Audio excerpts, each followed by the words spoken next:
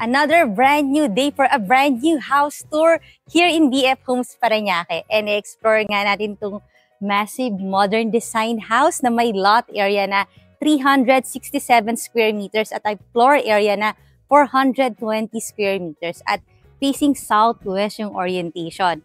Nasa loob tayo ng isang highly secured subdivision, gated, flood-free at maganda yung location niya dito kasi nasa dulo na siya ng street. So yung pupunta na lang dito, ikaw na lang at saka yung mga guests mo. At medyo malaki-laki yung kalsada so pwedeng mag-park sa labas. Yun yung pedestrian gate pero papasok na tayo dito sa iyong parking gate.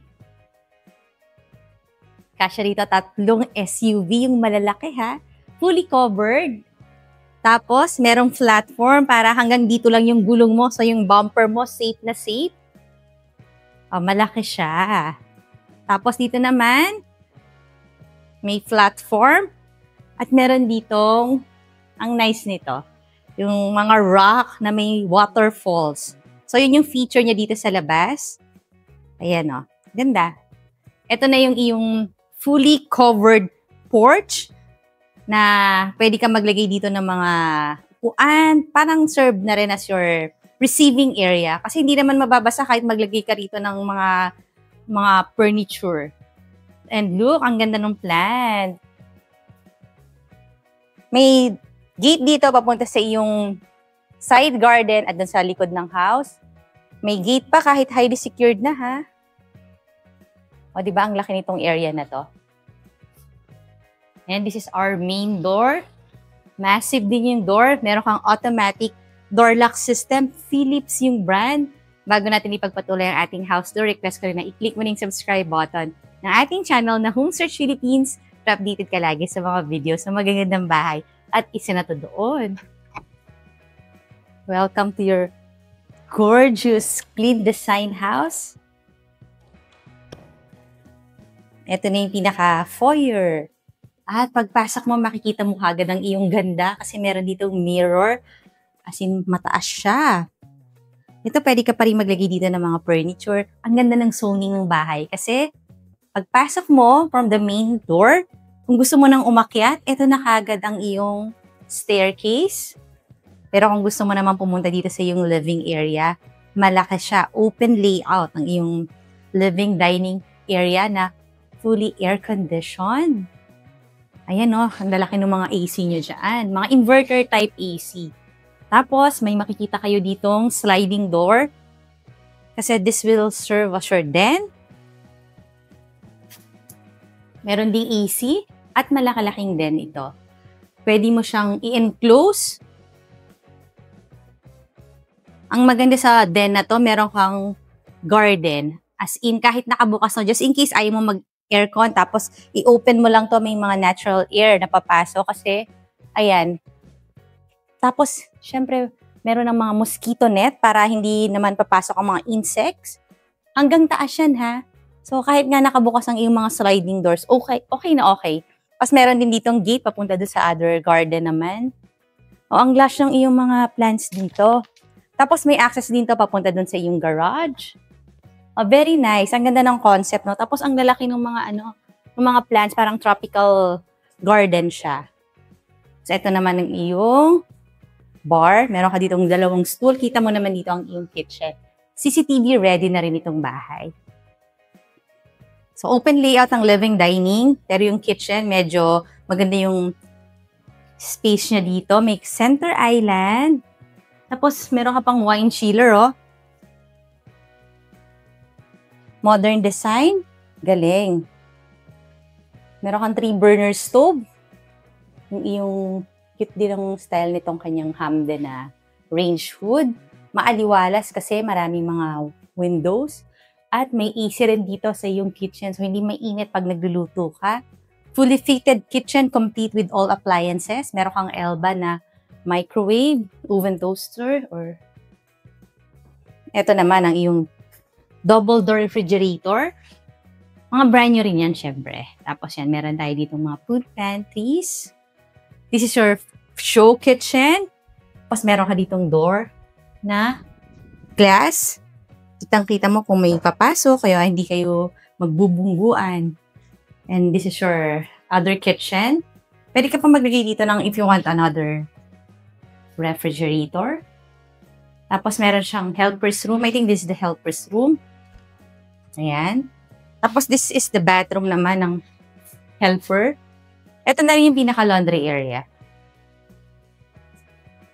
Ang taas ng fence. Since sobrang taas. May garden ka dito. Ito yung papunta dun sa harapan yung sa ating garage. Ayan, may mga plants na rin. Tapos just the same, mataas din yung fence dito for security. Although we're inside a gated subdivision naman na highly secured. Tapos meron ka pa ditong other garden. I think this is the cistern. Ayan, meron ka ditong mga pressure pump. Ayan, ang laki ng garden mo, no? Kasi meron kang lot area na 367 square meters na lot area. Pasok tayo ulit sa loob ng iyong house. By the way, yung price and full details nito, nandyan sa description box below the video. Kaya kung malaking bahay, eto na yon. Tapos napansin ko, yung ang lalaki ng tiles, yung flooring. Ito mga 80 centimeter kada tiles. Tapos ito mga countertop na to, mga quartz lahat ng ating kitchen countertops. Double sink, meron kang window doon, kaya maaliwalas ang iyong kitchen. Diba? Spacious tong iyong combined living dining area. Meron tayong ground floor bedroom. So, kung gusto nyo ng mag-bedroom sa baba, eto na yon. Can be used as an office. Lahat naman ng rooms meron ng AC. Tapos ito high ceiling yung kanyang ground floor bedroom. Tapos meron ka ring sliding door para may access ka. That will serve as your open the night. Tapos may papunta dun sa iyong garage. Meron siyang bedroom. Ito. Doubled na rin siya as a holder room kasi may access dito sa labas.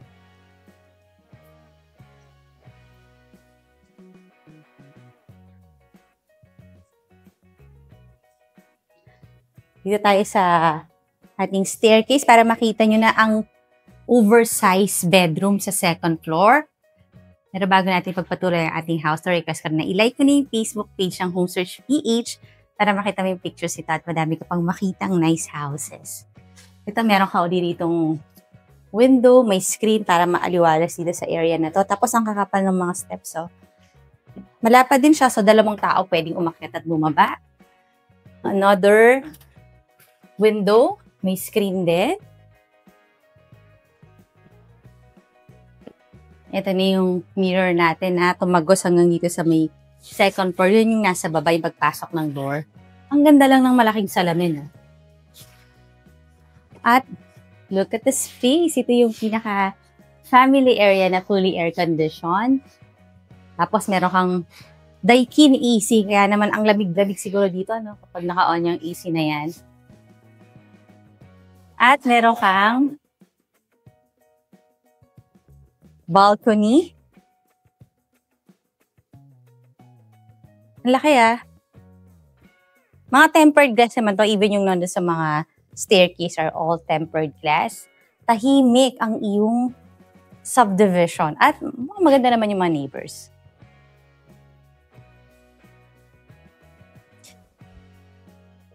Tingnan natin yung mga rooms.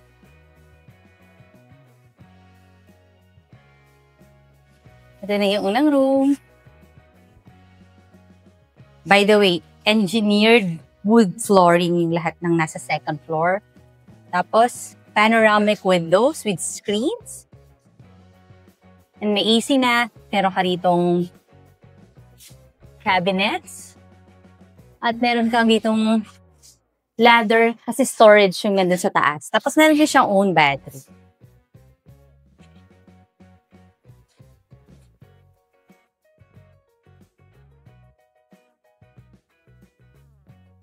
Nag-iingatan sa malalaking pamilya. Kaya kung gusto mo yung maraming space, lahat maluluwag, Ito na yung bahay na para sa'yo. Tapos CCTV ready na rin siya ha. Tingnan natin tong room na to. O, diba? Maganda rin yung room. Pagpasok natin, meron ka na ditong bathroom. All bathrooms are elegant. Mga tempered glass, yung mga shower enclosure. May bideng water closet, may mirror yung sink. Tapos itong buong side na to, puro cabinets lang. So, doon sa mga family member nyo na talaga namang napakadaming gamit, napakadaming damit, ito din yung best room para sa kanya. Yan, may AC ka na, dito ka maglalagay ng inyong kahit king size bed ka siya. Tapos, ito yung magandang feature ng bedroom na to. Meron ka pa rin window garden. Bubuksan mo lang to. Ito natin. Ayan, ang dami mong mga ferns. Tapos, okay lang na nakabukas yan kasi, ay hindi, dun pala sa kabila. O, ayan ang ganda ng mga ferns mo dito. Doon sa kabila, I think, pwedeng open yung window. Rado ka lang. And talagang bukas na bukas yung window kasi hanggang 3 panels siya. Good thing about this house, all bedroom has its own bathroom, fully air-conditioned.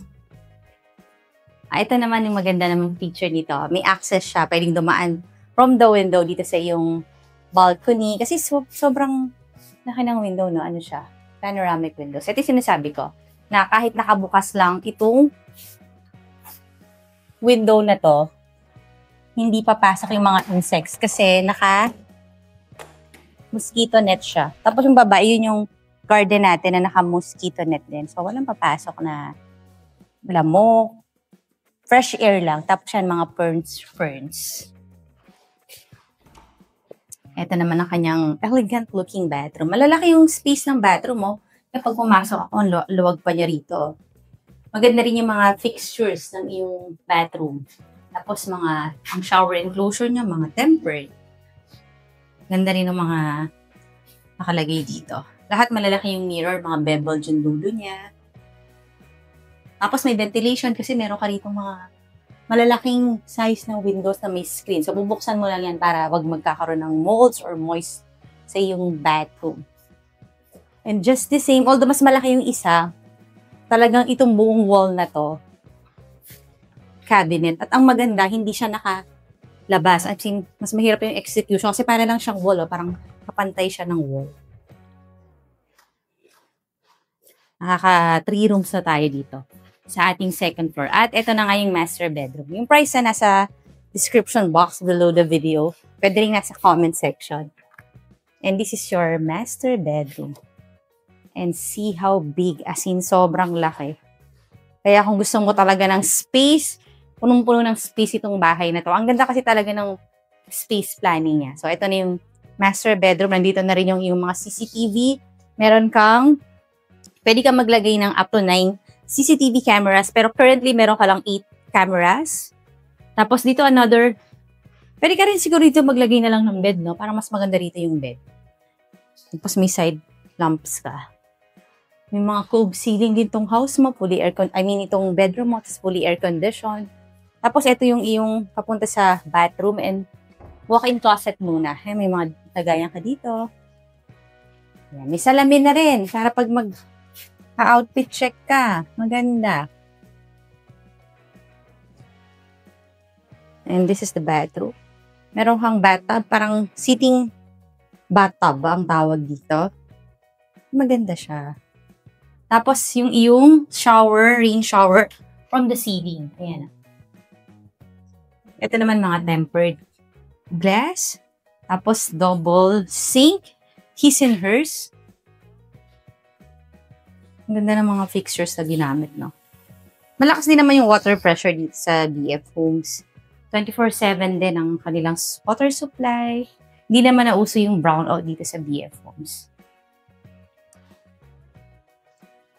Kaya, home searchers, kung gusto mo tong ganitong kagandang bahay, pwede mo akong tawagan. Nandiyan yung number ko sa description box. Ngayon naman, request ko na i-click mo na yung subscribe button ng ating channel na Home Search Philippines, and I will see you on the next video.